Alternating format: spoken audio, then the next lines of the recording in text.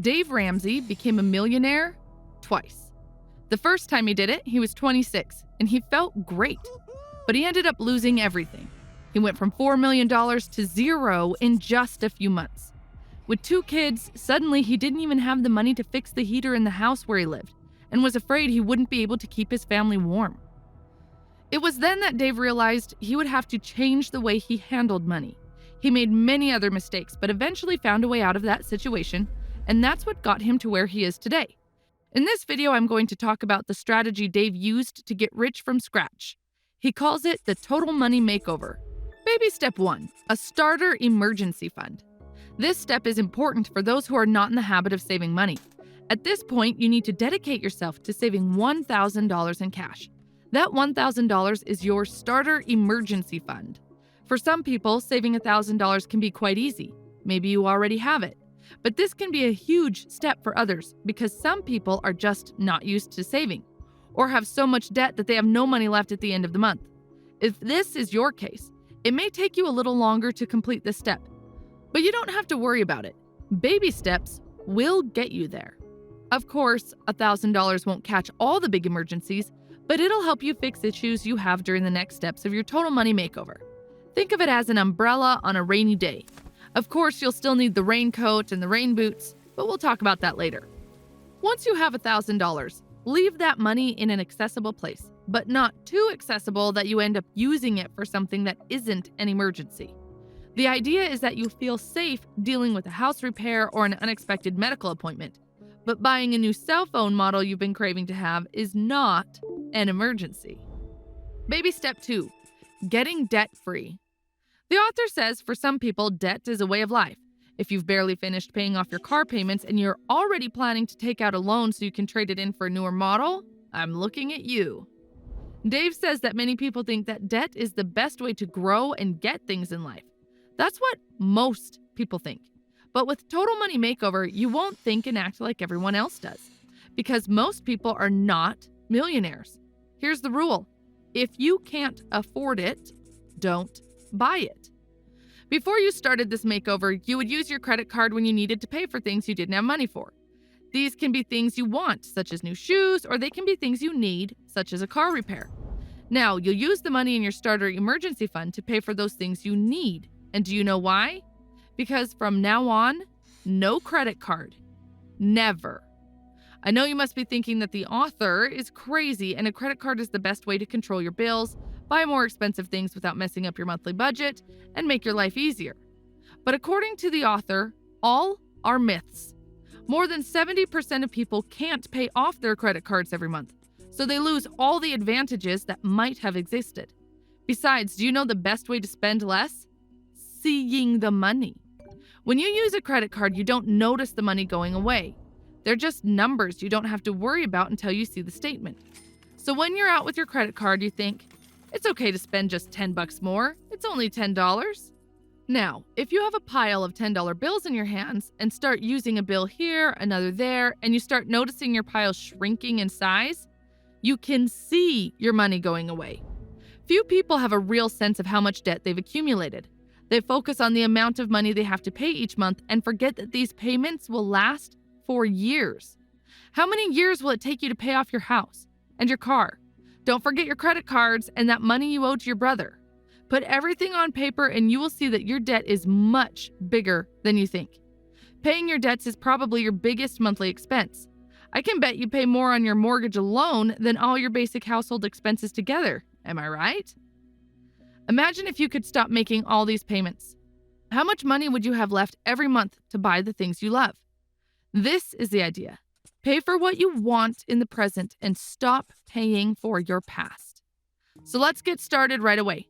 Get all the documents you need and list your debts in order, with the smallest payoff first. At this point, you can ignore things like interest rates. In the items section, write what your debt is. Total payoff is how much you still have to pay before paying off that debt. Use this value to rank your debts from smallest to largest. So the smallest debt should be on the top of the list and the largest at the bottom. Under minimum payment, write down what is the minimum you need to pay each month so that your debt doesn't get even bigger. In our example, we'll suppose you earn $2,000 a month. First, deduct your basic expenses such as food, rent, clothing, etc. Let's say your basic expenses add up to $900. Now pay the minimum payment on your debts, except the first one on the list. In this case, you will pay your last vacation and your car loan, which will add up to $750. In the end, you earned $2,000 minus $900 of your basic expenses and $750 of your other debts. You are left with $350. Use all that money that is left to pay your first debt. In our example, it's your credit card debt. When that first debt is paid off completely, do the same with your second smallest debt. In this case, your last vacation debt. You will find that this second debt, although larger, will be easier to pay off because you no longer have credit card debt eating up a portion of your income. This technique is called debt snowball. Just like a snowball, you start small, but by the time it gets bigger while you are paying off some of the loans, which gives you a bigger amount of savings to pay off the next loan. I can hear you saying, but my debt is too big. Will I have to wait 35 years to pay off my house to get rich? No way. If you have a very large debt, such as a 35-year mortgage, then leave that debt out of your list for now. The reason is simple. Even if you have a high salary and pay extra on your mortgage, a debt this big will still take a few years before you finish paying it off. This delay will discourage you and cause the next steps of your total money makeover to be delayed, and they are essential for you to start building your wealth soon. Ideally, step 2 should take a few months, up to 2 years at the most, so that you are free of as much debt as possible and can move on to step 3. If the large debt you have is not the house where you live, the author advises you to get rid of the item, sell the car, and buy a cheaper one, for example. But don't do this with the house where you live unless you have very good reasons to do so. If you find it's too difficult or too slow to pay your debts with your income alone, make a temporary sacrifice to supplement your income. Work overtime, find a second part-time job, do freelance work, sell the things you don't need, but don't sell irreplaceable family heirlooms. No matter how much money you make, you can't buy them back. There are many ways to earn extra income that can help you speed up this process. The faster you are debt-free, the faster you will start accumulating wealth. Let's look at your situation now. You are no longer deep in debt, but you still have a few payments. Maybe you had to sell things such as your car and other valuable items you used to have. Your quality of life will likely drop for a while. This is necessary, and everyone who has gone through the total money makeover and is now a millionaire has also experienced this situation. If you used to drive a BMW that would take you 17 years to pay off, and now you had to sell it and started to drive an old car, your family, friends, and neighbors will see you are different. They might think you're falling, that your life is worse, that you're broke. Jealous people will be happy with your apparent downfall. You shouldn't listen to them or care what they think. They only do that because now you're not like them anymore. But you don't want to be like everyone else, remember? You want more than the average. Maybe step 3, complete emergency fund. You can relax. You are no longer in debt and have a small savings of $1,000. It's hard to believe, but at this point, you already have a healthier financial life than 80% of the people you know. And the fun part is just beginning. Since you don't have any more debt, except maybe your house, you're seeing all that money left over. Let's direct you to the right things. First, let's increase our emergency fund. To find out how much you should have in your emergency fund, calculate your monthly expenses. You will want to save enough to survive paying all your bills in 3 to 6 months. That is, if you spend $4,000 every month, then the amount you need to have in your emergency fund is between $12,000 and $24,000. The decision depends on the type of job you have and how secure you feel with your income. If you have a stable income, you can focus on saving for 3 months. But if you have variable income or depend on a lot of external conditions, 6 months is right for you. You'll use it for situations you can't control. Discovering a health problem that needs long-term treatment, experiencing damage to your home, losing your job. Anything that makes it impossible for you to work and maintain an income, or is a too high expense to fit your monthly income. Only use your emergency fund for emergencies. Buying a gift for your mother is not an emergency. Her birthday is on the same day every year, so you should save for it in your budget. Baby step 4, invest in the future. The second place you are going to direct your money is investments. The time has come to make your money start working for you. The plan now is to start saving 15% of your salary and investing it in something that gives you high returns. Every month. No exceptions. There are many investment possibilities. As the author is American, he brings the possibilities of investment in his country. The rules, however, are the same. Only invest in something that makes you money. This is not the time to make risky investments yet. These investments can include rental property, provided you do the math and it pays off, stocks, but don't include, for example, a car if you're not going to use it as a source of income. Professional training that can bring you a better income is also a form of investment, but don't invest all 15% on them. Do your homework and learn as much as you can about investments before you decide. Baby step 5, education of children. If you don't intend to have children, no problem. You can skip this step or replace it with some other long-term goal you have for yourself.